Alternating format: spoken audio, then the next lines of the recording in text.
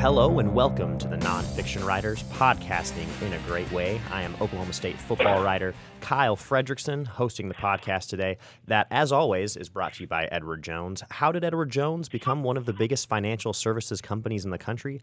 By not acting like one. Call 1-800-ED-JONES for the Edward Jones financial advisor nearest to you. Edward Jones, making sense of investing, member SIPC. Once again, this is Kyle Fredrickson, and in the studio today, I am joined by OU football beat writer Jason Kersey. Jason, how you doing, man? Great.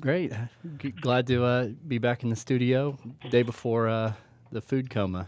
Right. We are recording today's episode on a Wednesday, the day after the college football playoff rankings have been announced, and a few days before we get a pretty sweet bedlam in Stillwater, a 7 p.m. kickoff on Saturday on ABC. So to get a bit of a preview for the game and to get a bit of a national perspective on a game with some national ramifications, we are lucky enough today to be joined by phone by Andy Staples, a senior writer from Sports Illustrated. Andy, first off, man, how you doing? And thanks for joining us. I'm good. I'm ready to eat tomorrow. Okay, gotcha. Well, what are your Thanksgiving plans? I mean, just dish a little bit on what you're going through. You're going to be with like the in-laws or something? Is it going to be like an awkward big thing, or are you doing something small? What's your plan? No, we live in the same town as my wife's mom and three of her sisters, so we just all get together over at Mom's house. Okay. And no, it's pretty good. I have no turkey duties this year because I made a turducken last week for our Andy's Tailgate Test Kitchen segment on SI.com. And, but no, my mother-in-law wants to make a turkey, and then my brother-in-law wants to fry a turkey. So I'm on mac and cheese duty this year. Okay, that's pretty good. How did your turducken turn out? It's good. It's surprisingly good. I thought people did it just for show, but it actually tastes great. Okay, gotcha. Well, that's good to hear. Well, let's dive into this game. You know, we're glad to have you on. Just being that, you know, Bedlam in this state is always a big deal locally. But with OU moving into the top four and with where OSU sits and how the Big 12 kind of has shaken out to this point, just kind of give us your thoughts off of the release last night. Do you think that OU is a deserving number 3? Was it strange to see them jump as much as they did after beating a TCU team without Trevon Boykin? I mean, just what are kind of your general thoughts off that? Yeah, I'm not entirely sure the committee members actually watched that game, but it's all right. I mean, there's not much you can do now with Oklahoma, Iowa, Baylor, and Notre Dame. You just have to kind of figure it out. And Oklahoma beat Baylor, so have them ahead of Baylor. But the other ones, you just kind of have to let it play out, because there's not a lot of stuff you can compare them. The Notre Dame fans will point to them crushing Texas and Texas beating Oklahoma.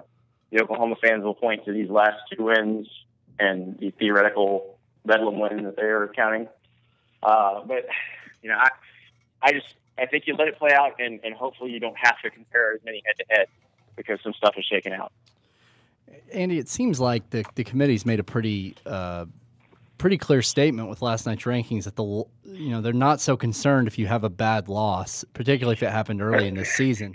Hey, Jason. Yeah. Who's number 3 going into the last week of the season last year? That would be TCU. Where did they finish? 6, right? How'd they do in their last game?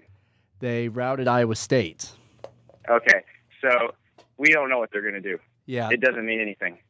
That's so true. Don't read too much into it. Well, I guess my thought is that what the committee people said last year, if I remember correctly, is that the reason they adjusted it the way they did is because Baylor hadn't played Kansas State yet. Well, yeah, because they were dumb and didn't realize that TCU and Baylor's resumes were identical and should have had Baylor ahead of TCU the entire time. Yeah, well, listen, yeah, I agree with you. I agree with you completely. I guess my question is, last year, you know, with TCU playing Iowa State, Oklahoma has a chance to beat another top 10, top 11 team. Does that make it different? That would seem to make it different, because TCU beat up on a bad Iowa State team. Oklahoma's playing Oklahoma State. I think it would make a huge difference. I think Oklahoma is this year's Ohio State in their eyes, I think, because they got the bad loss that makes no sense, and they come on strong at the end of the season. Now, as long as Baker Mayfield can play, Oklahoma's fine, and it sounds like he can play. If Trevor Dyke's got to start, it's a different story. I would want to see if Lincoln Riley can design a game plan around Trevor Knight. I think he can. his predecessors weren't very good at it, but I think he could do it. Yeah, it still blows my mind that the only time Trevor Knight ever looked like a superstar was against the Alabama defense. Alabama. It makes absolutely no sense. Well, what made no sense is they didn't do what he did against Alabama against anybody else. Like the following season, they played Texas, which had just been destroyed by Taysom Hill a few weeks earlier. So all you do, I mean, you should run zone read every play until they stop it, and they didn't run it at all. Yeah. So it was baffling. But I think Lincoln Riley will understand. Hey, why don't we do the thing the guy's good at? Yeah. Well, I mean, I think that's a huge reason why Josh Heupel is no longer employed by the University of Oklahoma. But anyway, so looking at this Bedlam matchup, though, I mean, from a national perspective, I know that you've been covering the broader college football beyond just beat writing for a few years now. How have you seen, just from your perspective, this rivalry grow from what it used to be? Because obviously, historically, Oklahoma just has dominated it, and it's been pretty irrelevant nationally. Yeah, it's basically because Oklahoma State has made it a rivalry by winning games. In 2011, they were clearly the better team, and they won it. Last year, I don't know if they should have won it, but they sure did. And that makes things a lot more exciting. And I think now you go into this thinking both teams have a legitimate shot. As in, before, people were like, okay, Oklahoma's going to win another one. But now Oklahoma State's really made it just a fun game. So, and I think with these two teams this year, I on paper, you think Oklahoma's going to win because of the way Oklahoma State struggled to stop the run against Baylor, and Oklahoma being a pretty good running team. But I don't know. I mean, you can't tell, and Stillwater is such a tough place to play. I don't think there's any way to predict it. Right.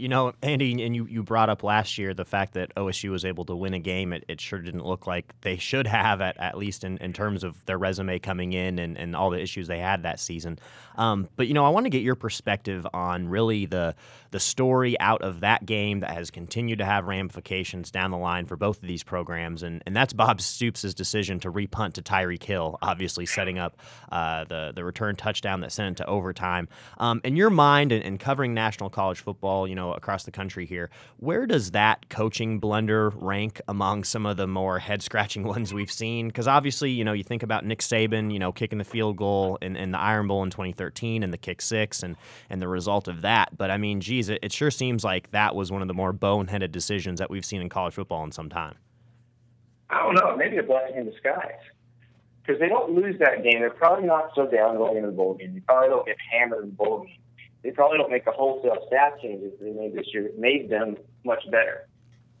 So, as far as I guess, I don't know. Look, every coach has decisions they don't want to take back, and that was a pretty bad one. Anytime you kick to a guy who's been burning you, that's an avoidable thing. But when you look at what's happened since then, I'm not sure Lincoln Riley's there. I'm not sure that all the stuff that's happened that Baker Mayfield develops like he has.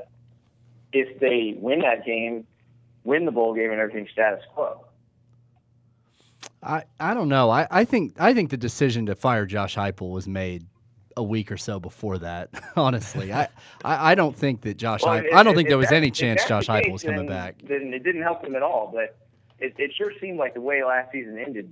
Yeah, had an effect on that. Yeah, I mean, I think it did, and certainly the bowl game maybe solidified anything. But I've got to believe that that Bob Stoops had made a decision to make a change on the offensive staff before that game, because by that point they were just miserable. I mean, the only offense they had last year late in the season was Samaje Perine, and if it hadn't been for him, I don't know, they probably wouldn't have beat Texas Tech, I don't think, in mid-November. I mean, he's the only reason they beat Texas Tech, frankly. So, but I don't know. So how many have you covered many Bedlam games, if any, in your time on this? I don't think I've covered a Bedlam game. I think I've hit those teams against just about everybody else in the Big 12, but for some reason I haven't done any Bedlams. You going to be there on Saturday? It's a big game. No, I'll be at Michigan, Ohio State. Okay, right. Understandable. And we'll have somebody else to Bedlam. Right. And it's a good question that Jason brings up, because obviously in terms of rivalries across the country, Bedlam is bigger in these parts. But how do you think it maybe stacks up to the Iron Bowls and the Michigan Ohio States? And, with OSU becoming more competitive, is this becoming a rivalry that can be in the same conversation as some of those others? Or do you think it has some ways to go just in terms of OSU continuing establishing a national presence and making these things competitive? Well, as long as Oklahoma State keeps doing what they're doing, it's one of the biggies. It's up there with all of them, right? Just in terms of what it means to the Big 12 and to the national picture. If they're both up there, then it matters. I mean, think about it. Michigan Ohio State hasn't really mattered very much of late. The Iron Bowl has, because Alabama and or Auburn have been good those years. But that's what it takes. It takes teams it takes two things. It takes one or both teams being nationally competitive, and then it takes them being somewhat even, and that both of them have a chance to win the game. If it's one of those, like Alabama, Tennessee the last few years, where just one team just rolls over the other, and it's not really a rivalry. But when both teams have a chance, and the game affects the national picture, that's a huge game. Right. Yeah, no doubt. And, kind of on that same topic in terms of OSU making this a great rivalry, I think a lot of this credit obviously has to go to Mike Gundy and the job that he's done there, and now his 11 seasons. After what's really happened this year with, OSU rattling off these 10 victories and coming off a season where they went 7-6, there's been a lot of chatter, at least around here, about Mike Gundy being up for some National Coach of the Year honors. I'm wondering, from your perspective, obviously his stock probably took a hit in the fact that OSU lost to Baylor last weekend, but just considering how Gundy's been able to do it, using a 2-quarterback system this year, they lose a bunch of starters on defense to injury and are able to kind of roll along. Do you think he's got a shot at this point? I mean, where do you think he stands in this race compared to some other guys who are going to be in that conversation at the end of the year? Oh, it's a phenomenal coaching job. The thing is that this is a year of phenomenal coaching job. Yeah. You got Gundy, you got Jim Harbaugh, Kirk Ferentz, Mark D'Antonio, Jim McElwain at Florida, and there's been some really great jobs done this year. But Gundy's is up there with all of those, because nobody was expecting this out of them, and they have some close games in the beginning of the year. You can say they got help from the refs against Texas, but they still won the game, and they found a way to win close games. I mean, if you're going to put Jim McElwain up there, that's all his team does, is find ways to win games that probably shouldn't win. And there it got rolling, and Oklahoma State's blowing people out. So I think that's exactly what you want a team to do. You want it to grow as the season goes on. Now, they lost to Baylor, but Baylor's a great team. I heard Gundy talking earlier this week, and he said, look, we can't ask for the players. They played their butts off. They just got beat by a good team. And sometimes that just happens. Speaking of rivals of Oklahoma, I think obviously Texas beat OU this year, but their program, is in pretty bad shape. It would seem like. Has it been surprising to you to watch the way that this Texas program has crumbled the last few years? And do you think Charlie Strong's going to survive very much longer? I think Strong's going to be fine.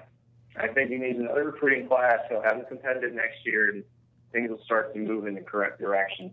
If you look at what he did at Louisville, he had 2 7-6 seasons, and they just took off.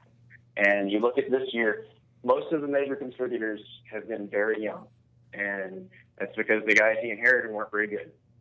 So is it surprising that they've been bad? No, because people saw their roster. I mean, their roster didn't look like Oklahoma's roster. It didn't look like Alabama's roster. It didn't look like the rosters of the teams they're supposed to compete against nationally. So, they've got to fix that.